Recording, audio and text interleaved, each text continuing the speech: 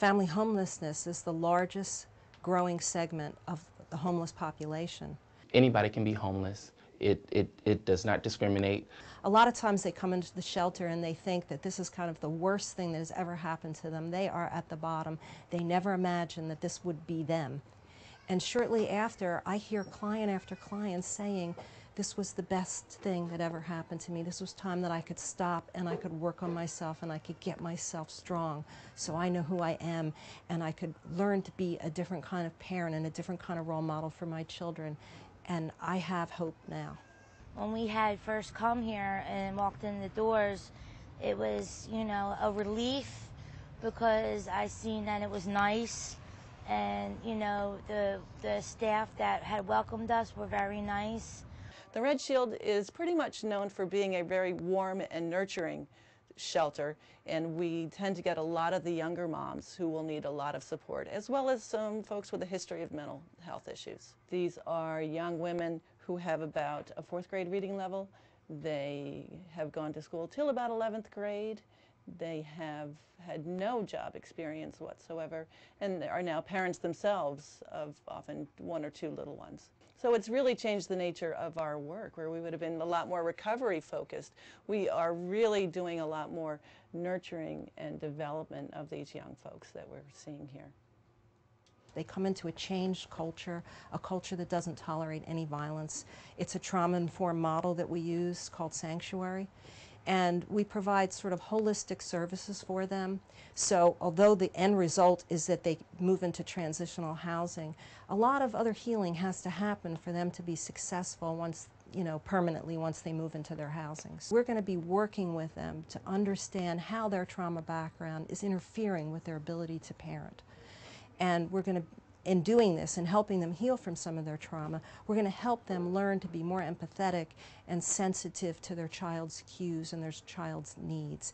We got introduced to the staff members, and it really amazed me how well staff works with people, you know, with the people that live here, because they don't look down on you. Learning about trust, learning that there is a person that really is there for them, that can care for them, that they can feel safe enough to feel their feelings that they've run from their whole lives is really important. Residents who come into the Red Shield, they need to have a safe place. Some of the folks that had just come into the shelter said, safe?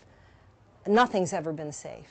But you know, when they're here, a couple months down the line, and you see them making friends, you see them, you know, coming and sharing with us their joys, sharing with us their pain, you begin to see, yeah, it begins to be the first safe place they've ever been in. There's a mural downstairs that we did as a whole house project. Each family got to do a piece of the puzzle. And one of the residents turned around and said, I never knew that I had a place where I belonged. I finally found the piece of the puzzle where I fit. The one thing that hasn't changed over time is that the Red Shield has heart. Just one big family. I mean, we had great love in that shelter. And it's really kind of rebuilding these young spirits so that they can develop the confidence to be on their own and on the road to self-sufficiency. The family there, the people there, the residents, they all became our family. I never experienced anything like that in my life, nowhere. But that was a life-changing experience for me. And now I have hope for mankind. The Salvation Army is truly someplace that you can receive salvation. I literally beg for people to just be a part of this so the doors can stay open, because there's so many more people out there that needs to come in.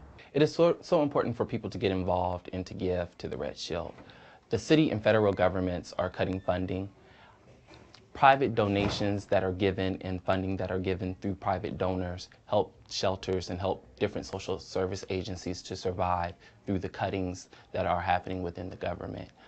Also, giving also can come in terms of volunteering. In order to change the perception of homelessness and in order to educate the community about homelessness, people need to get involved. I'm grateful, you know, to have a place where me and my daughter went when we didn't have no place. And a lot of days I thank my God for having places like this, because without these places, it'd be a whole lot of lost souls.